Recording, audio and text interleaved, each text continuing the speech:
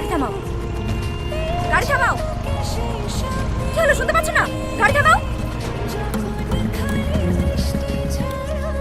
একটা কথা জিজ্ঞেস করবো? হ্যাঁ করো। তুমি আমাকে কতটা বিশ্বাস করো? করতাম। ও, করতে। তার মানে এখন আর করো না, তাই তো? আসলে কি জানো তো, এই 15-16 বছর বয়সটা না অনেক খারাপ। কোনটা ভুল কোনটা ঠিক বোঝার কোনো ক্ষমতাই থাকে না। কেউ একটু মিষ্টি করে কথা বললেই মনটা তার প্রেমে পড়ে যায়। ঠিক এই ভুলটাই 2 বছর আগে আমিও করেছিলাম। পরে জানতে পারি ওই মানুষটার চরিত্রই খারাপ। ওর আরো 3-4টে গার্লফ্রেন্ড আছে। সেটা জানার পর থেকে ওকে আমি ঘৃণা করে ওর সাথে কোনো সম্পর্কও রাখিনি।